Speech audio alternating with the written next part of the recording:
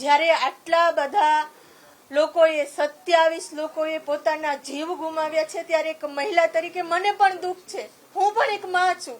મને પણ તકલીફ થાય છે કે જ્યારે આપણને થોડીક પણ વરાળ અડે અને આપણો હાથ બળી જાય છે, કેટલી તકલીફ થાય છે. ત્યારે આજે આટલા લોકોએ પોતાનો જીવ ગુમાવ્યો છે. સીટની રચના પણ થઈ છે અને કોઈ પણ ગુનેગારને છોડવામાં નહીં આવે. મુખ્યમંત્રી પણ એ દિશામાં કામ કરી રહ્યા છે અને સીટ પણ એ દિશામાં કામ કરી રહી છે. કે જ્યારે દુર્ઘટના બની એ સમયે હું અહીંયા હાજર નહોતી, પરંતુ હું બીજા જ દિવસે સવારે અહીંયા પહોંચી ગઈ હતી. સૌથી પહેલા હું સિવિલ ગઈ હતી, જે મેં વાત કરી. ત્યાર પછી હું એમ્સમાં ગઈ હતી અને જે પરિવારને હું સાંત્વના આપવા ગઈ હતી, મને ત્યારે એવું યોગ્ય ન લાગ્યું કે મારે ત્યાં ફોટો પાડવો જોઈએ, પરંતુ જે પરિવારનું દુઃખ છે એ જ દુઃખ મને દુઃખ છે.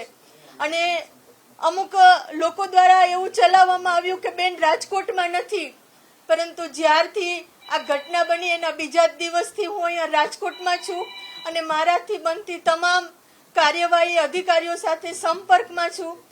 જ્યારે ડીએનએ ટેસ્ટ થયા, ડીએનએ ટેસ્ટ માટે પણ સતત ને સતત ગાંધીનગર અને કલેક્ટર સાથે ચર્ચા કરતી હતી અને જે લોકોના મૃત્યુ થયા હતા એના મૃતદેહ એના પરિવારને મળી જાય એના માટે પણ હું સતત ને સતત ચિંતા કરતી હતી.